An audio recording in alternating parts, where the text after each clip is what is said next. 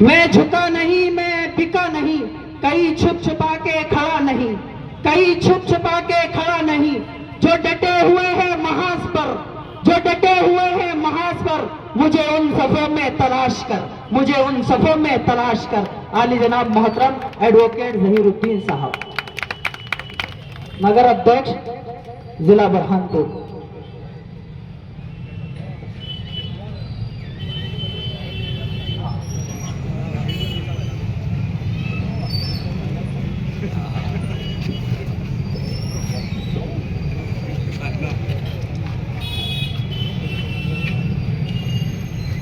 आज के सदीमुस्तान जलसे में मौजूद सामाइन स्टेज पे तशरीफ फरमा मजलिस इत्तेहादुल मुस्लिमीन के प्रदेश महासचिव आली जनाब एडवोकेट सोहेल हाशमी साहब, बुरहानपुर शहर यूनिट के सेक्रेटरी आली जनाब इमरान हुसैन साहब, मुज्जू भाई, हाफिज अहमदुल्ला साहब, हाफिज अनीस साहब, रऊफ मुकादम साहब, मुमताज साहब, अनस साहब,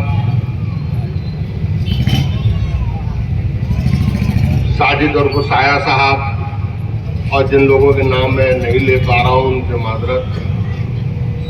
हाज़िरीन कराम,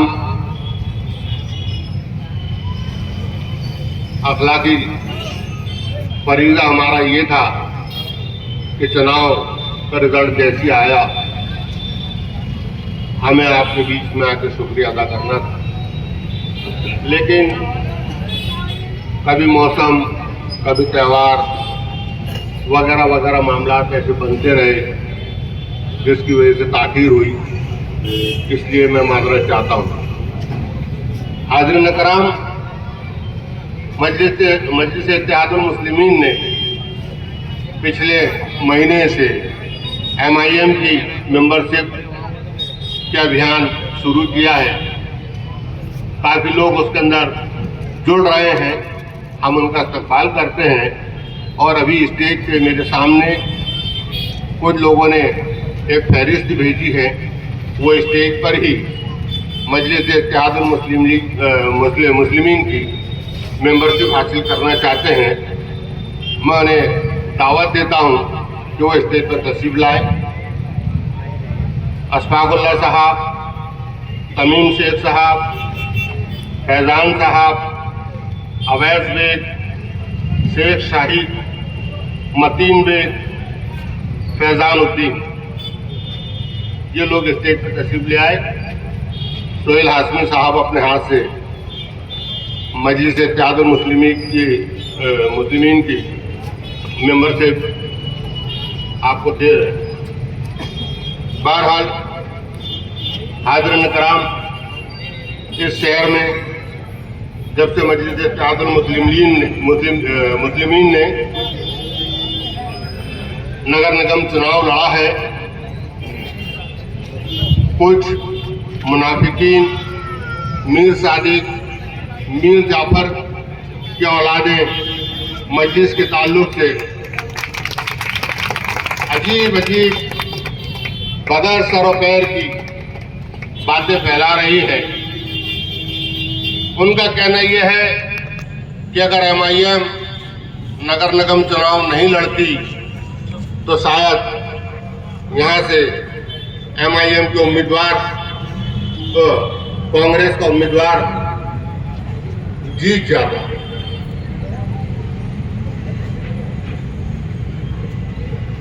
मोहतरम हज़रात, MIM के अलावा भी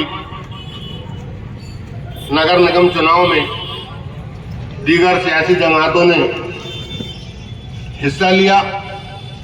आम आदमी पार्टी ने लगभग 3000 वोट लिए, बहुजन समाज पार्टी ने लगभग 2900 वोट लिए, और एक निर्दलीय हमारे साहब है, उन्होंने भी लगभग 500 वोट लिए, और 500 वोटों से यहां से कांग्रेस का उम्मीदवार हारा। मैं कांग्रेस की हार का जिम्मेदार एमआईएम को ठहराने वाले मीर सादिक और मीर जाफर के औलादों से कहना चाहता हूं कि वो अपने कान खोल ले और एडवोकेट जहीरुद्दीन अर्श जो कह रहे हैं उसे अपने इल्म में इजाफा कर ले। यही कांग्रेस का उम्मीदवार नगर निगम का महापौर का चुनाव इसके पहले 2 बार लड़ चुका है। क्या उस वक्त एमआईएम इस शहर में लड़ी? नहीं लड़ी। इसके पहले यहां पर विधानसभा चुनाव हुआ। शहर बुरहानपुर में रवींद्र महाजन जो कांग्रेस का उम्मीदवार था उसकी जमानत जब्त हुई जब एमआईएम लड़ी।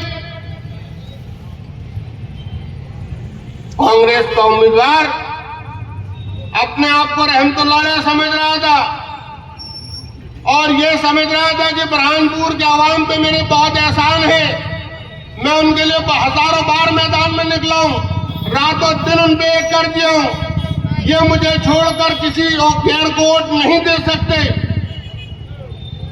इनकी रहमतुल्लाह की मिसाल यह है कि कत्ल की रात जिसे हम कहते हैं चुनाव की बड़ी इंपॉर्टेंट रात होती है, ये मोहतरम 9 बजे ऑफिस बंद करके भाग गए। इनसे पूछो कि इन्होंने 48 वार्डों के अंदर किस वार्ड में महापौर उम्मीदवार के लिए कार्यालय खोला। ये अपनी हार के जिम्मेदार खुद, इनकी बेहिसी, इनकी लापरवाही, इनकी खुशफहमी इनको ले डूबी और बदनाम मस्जिद इत्तेहादुल मुस्लिमीन को किया गया। एमआईएम ने नगर निगम चुनाव के अंदर जो लगभग 10,500 वोट हासिल किए, वो ये ना समझे कि कांग्रेस के 10,500 वोट थे। ये वो 10,500 वोट है जो कांग्रेस और भाजपा की नूरा कुश्ती को बाखूबी जानते हैं। कांग्रेस और भाजपा में लाहौल भेजते हैं और कई वर्षों से वो तीसरा ऑप्शन तलाश कर रहे थे, जो ऑप्शन उनके सामने एमआईएम की सूरत में आया और उन्होंने अपने वोट का भरपूर इस्तेमाल किया। मोहतरम हज़रात, आज तक किसी सियासी स्टेज पर आपको इस बात का इल्म शायद ही किसी ने नहीं दिया होगा कि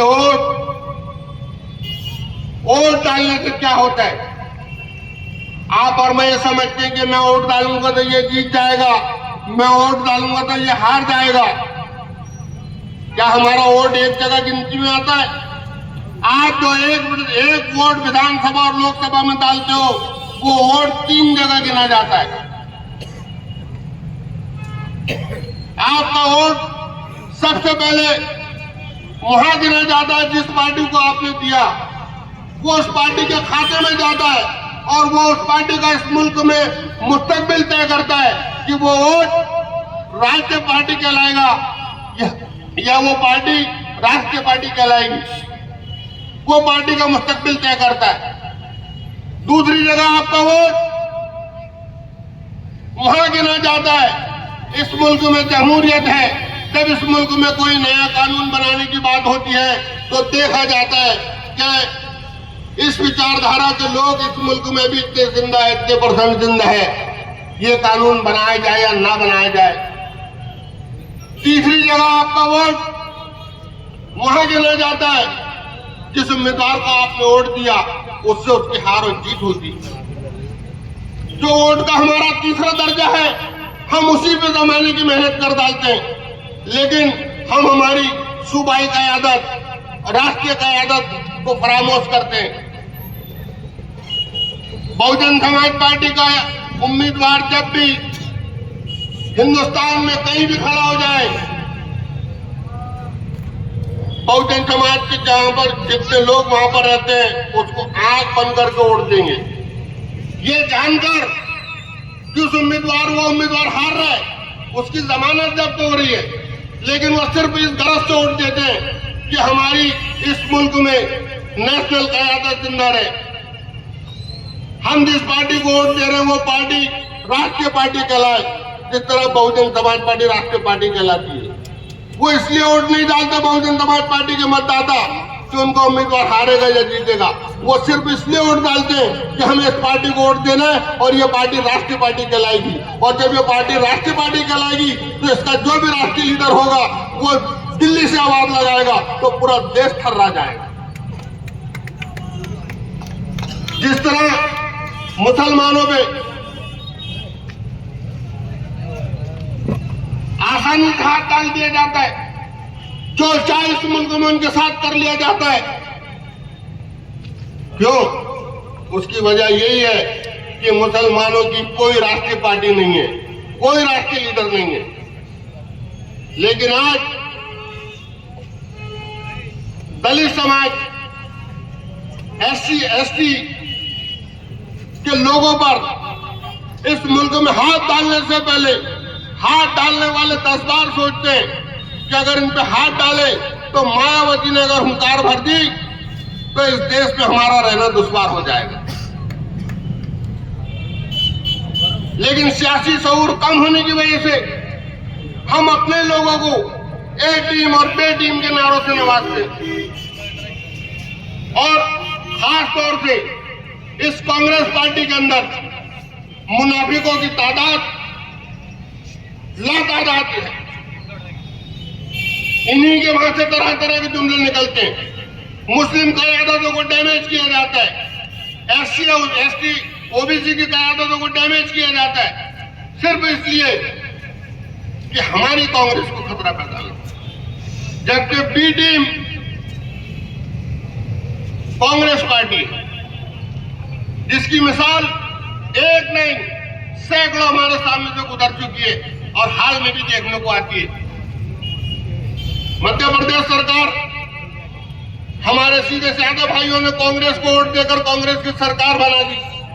24 MLA बिक गए, बीजेपी की सरकार फिर आ गई। यह है कांग्रेस का कारनामा, यह है कांग्रेस की पीटीयू। 2014 का नगर निगम का चुनाव देखो, आपने कांग्रेस के पार्षदों को अक्सरियत में जिता के भेजा, कांग्रेस के पार्षदों ने बीजेपी का अध्यक्ष चुन लिया। यह है इनके पीटीएम होने का प्रमाण। इनके पीटीएम होने का प्रमाण ये नेपा की विधायक सुमित्रा काटकर, ये एक बार नहीं 2 बार पैदा हो गई। हिंदुस्तान में जितने लोग हैं, बल्कि दुनिया में जितने लोग हैं, ये बेचारे मासूम लोगों ने सिर्फ एक ही बार जन्म लिया। लेकिन नेपा की विधायक सुमित्रा काटकर 2 बार पैदा हो गई। उसने गैस एजेंसी ली, उसके अंदर जन्म प्रमाण पत्र अलग लगा दी, उसकी तारीख अलग। सुमित्रा काटकर ने जब नेपा से MLA का फॉर्म भरा, नामांकन फॉर्म में, उसमें अपनी जन्म तारीख अलग डाल दी। जब ये बात मेरे सामने आई, मैंने कोर्ट में उसके खिलाफ केस लगाया। कोर्ट ने सच्चाई को जाना, देखा और सुमित्रा काटलेकर के खिलाफ 20/5/2022 को FIR के आदेश कर दिए। जब MIM ने एक बीजेपी के MLA के खिलाफ FIR के कोर्ट से आदेश करवा दिए, ये कांग्रेस खामोश बैठी। कांग्रेस के मुंह से आवाज नहीं निकल रहा। कोई कांग्रेसी नेता SP के पास जाने को तैयार नहीं, कोई धरना प्रदर्शन करने को तैयार नहीं, कोई रैली निकालने को तैयार नहीं, कोई जुलूस निकालने को तैयार नहीं। यह है इनकी पीटीएम होने का प्रमाण। आज 5 महीने हो गए, मैंने कोर्ट से नेपा की विधायक सुमित्रा काटलेकर के खिलाफ गैर जमानती धाराओं में FIR के आदेश करवाए हैं, लेकिन पुलिस प्रशासन FIR करने को तैयार नहीं, क्योंकि भारतीय जनता पार्टी की सरकार मध्य प्रदेश में है और वो भारतीय जनता पार्टी के MLA है। अगर कोई गरीब के खिलाफ वारंट निकाल देती कोर्ट, तो पुलिस प्रशासन उसको पकड़ने के लिए, उसको गिरफ्तार करने के लिए पूरे खानदान को उठा के लेके चल जाता।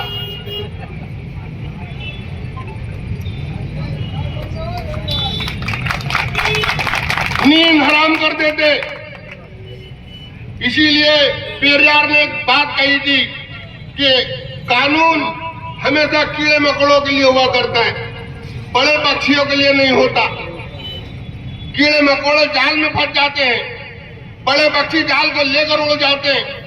अर्थात कानून कमजोर लोगों के लिए है, कानून ताकतवर लोगों के लिए नहीं है। जब मैंने देखा कि पूरे मुल्क में ये फर्जी गौरक्षक गौ माता के बेटे झूठी मोहब्बत में मुसलमानों को शिकार बनाना है, उनकी जान ले रहे हैं, पिछड़ी जाति एससी एसटी के लोगों की जानें ले रहे हैं, उन्हें उनके साथ बेरहमी का सुलूक कर रहे हैं। मुझसे रहा नहीं का। मैंने ये फर्जी गौरक्षक, ये फर्जी गौ माता के बेटों की हालत खराब कर दी। मैंने पुलिस अधीक्षक महोदय बुरहानपुर के पास एक सूचना का अधिकार लगाया और उनसे ये पूछा कि एसपी साहब, मुझे 2015 से लेकर 2022 तक सिर्फ इतना बता दो कि जिले में कितने गौवंश के केस बने। ये भी बता दो कि इन गौवंश के केसों में जानवर कितने पकड़े गए। एक सूचना का अधिकार मैंने वेटनरी हॉस्पिटल में लगाया और डॉक्टर से पूछा कि आप मुझे बताइए कि बुरहानपुर की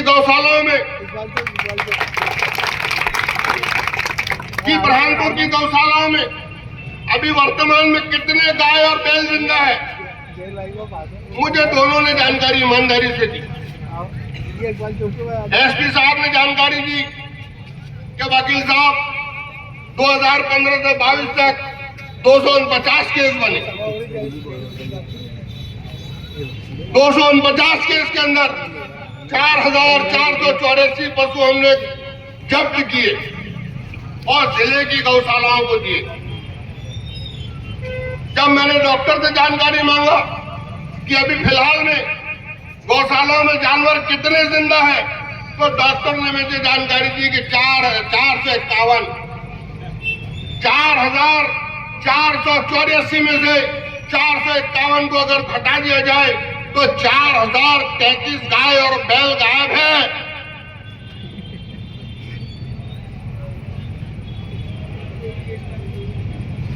ये मेरे आंकड़े नहीं, ये सरकारी आंकड़े हैं। जब मैंने इन गौशाला वालों के खिलाफ शिकायतें की, 6 महीने हो गए, आज तक ये जवाब मिल रहा है जांच चालू है। जांच चालू है। और हमारे में मीर सादिक और मीर जाफर और मुनाफिकीन की औलादें एडवोकेट जहीरुद्दीन अर्श पे इल्जाम लगा रही है कि तोड़ी कर लिया गौशाला वालों। अरे मीर सादिक और मीर जाफर के औलादों, इतनी हिम्मत तो पैदा करो कि एसपी के सामने जाके खड़े हो जाओ। इतनी हिम्मत तो पैदा करो कि ऐसे मंच लगाकर जिनकी हिंदुस्तान में तूती बोल रही है बजरंग दल वालों की, ये गौरक्षा वालों की, ये गौशाला वालों की, ये चड्डीधारियों की, उनके खिलाफ विद प्रूफ के डॉक्यूमेंट्स के एक पाल चौक में खड़े रह के बात करने की ताकत तो पैदा करो।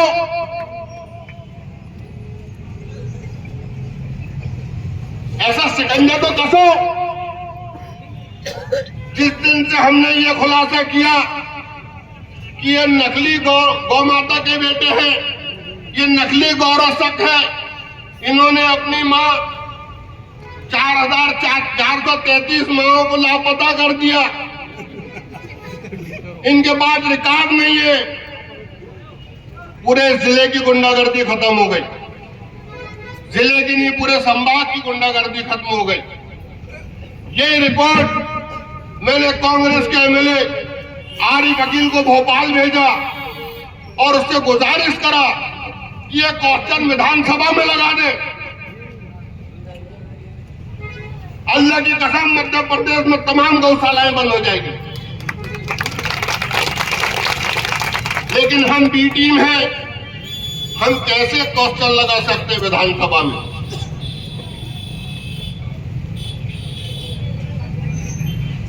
हमारे कुछ लोग लॉकडाउन में चंदे से 10-5 किलो खिचड़ी बांट कर आज तक वाहवाही लूट रहे हैं।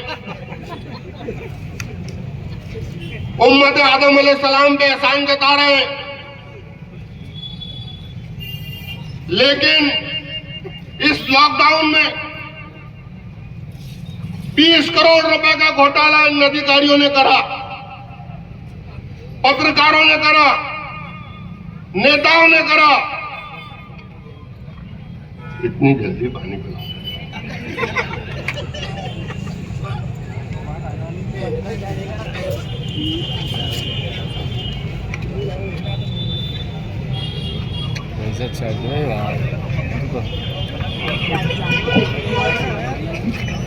20 करोड़ रुपए का घोटाला हुआ, लेकिन मात्र 12 करोड़ का घोटाला बताया जा रहा है।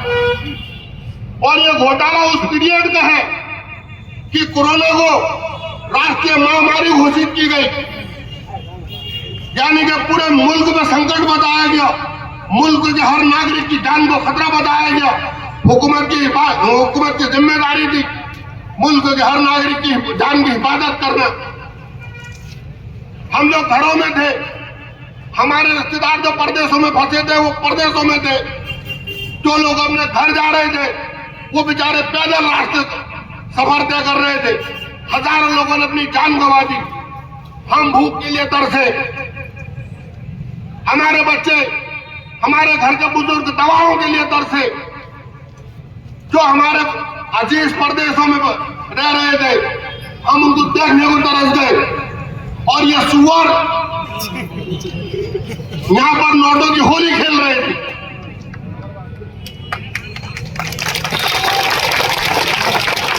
सरकारी अस्पताल का जो घोटाला 12 करोड़ का, ये घोटाला करने वाले सुअर जब हम अपनी जान की हिफाजत कर रहे थे, जब हम खाने पीने से मोहताज थे, ये नोटों की होली खेल रहे थे। इन पे देशद्रोह का मुकदमा बनना था, मात्र छोटी मोटी धाराएं लगाकर लिपापोती की गई।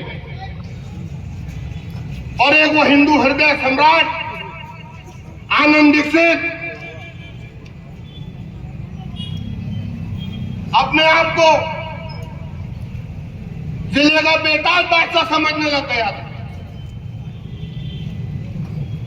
और जो एक टीम मुल्क में हिंदू और मुसलमानों के बीच में नफरत फैलाने का काम करती है, सब मुसलमान तासुबी नहीं है, सब हिंदू तासुबी नहीं है, अच्छी सोच के लोग दोनों तरफ हैं। लेकिन आपने सुना है कि एक पेशाब का कतरा पूरे हौज के पानी को नापाक कर देता है। इसी तरह ये चंद लोग इस मुल्क में जो हिंदू और मुसलमानों के बीच में दरार पैदा कर रहे हैं, एक दूसरे के ताल्लुक से नफरत की बातें करते हैं, उनमें से एक नाम ये आनंद दीक्षित का भी। ये बलात्कारी जिसको कुछ नफरती चिंटू हिंदू हृदय सम्राट कह रहे थे, उसके कारनामे ऐसे कि जमीनी हकीकत कुछ भी नहीं, फिल्माया ऐसा गया कि अल्लाह अकबर अल्लाह अकबर। एक छोटी सी जमीन का मसला आदिल शाह नादिर शाह की दरगाह के पास अतिक्रमण का मामला, हजारों सैकड़े मामले इस जिले के अंदर अतिक्रमण के चल रहे, लेकिन वो छोटी सी जमीन का मामला क्या इधर क्या हो गया, क्या तहसीलदार ने उधर ऑर्डर कर दिया। ये भगवा झंडा लेकर ऐसा जा रहा है जैसे हिंदू धर्म और इस्लाम धर्म में युद्ध हो रहा है। अरे टपोरी तेरे बाप के औलाद थे तो डट के मुकाबला करता। आज अगर तुम और मैं इस तरह की घिनौनी हरकत करते, इस तरह का घोटाला करते, तो ये प्रशासन अभी तक घरों में जेसीबी लेके पहुंच गया होता, घरों को उठा देता। प्रशासन को तो सिर्फ इतना ही बहाना काफी है कि पत्थर मारा, इतना ही बहाना काफी है कि पत्थर मारा, पत्थर मारने वाले का घर ढाया जाएगा। अरे ये तो जानो कि पत्थर किसने मारा, मुकदमा तो चल जाने दो, कोर्ट को फैसला तो करने दो। नहीं, हमारे बाप नरोत्तम मिश्रा ने जो ऊपर से आदेश कर दिया या चट्टी वालों ने जो आदेश कर दिए, बस हमारे लिए वही कानून है। इस मुल्क में कानून, ये जो चाहिए वो कानून है, ये जिसे नहीं चाहिए वो कानून है। आज से 6 साल पहले सुप्रीम कोर्ट के जजों ने प्रेस कॉन्फ्रेंस लेकर इस बात की सूचना पूरे मुल्क के अवाम को दे दी थी कि सुप्रीम कोर्ट भी अब दबाव से मुबर्रा नहीं है। सियासत का दखल वहां भी पहुंचा। इन सब बातों को देखते हुए आप लोगों को सैन्य तौर से मजबूत होना पड़ेगा, एक सियासी सोच बनाना पड़ेगी। इन सब मसाइल से लड़ने के लिए हमें अपनी क़यादत खड़ी करना पड़ेगी। या यार भैयाओं के चक्कर छोड़ो। तुम्हारे वोटों से जो भैया बन सकते तुम नहीं बन सकते, तुम क्यों नहीं बन जाते? और एक चश्मा जो गलतफहमी का मेरी कौम ने पहन के रखी है, कांग्रेस का उम्मीदवार। कांग्रेस ने मुसलमानों को वोट दे दी तो फिर वो कांग्रेस का उम्मीदवार नहीं, वो मुसलमानों का उम्मीदवार हो जाता है। लेकिन जब विधानसभा का पटल तो पड़ा जाता है कि बुरहानपुर विधानसभा सीट से कौन जीता, तो कांग्रेस। और यहाँ के मुसलमानों ने किसको वोट दिया, तो मुसलमान को। यह है गलतफहमी।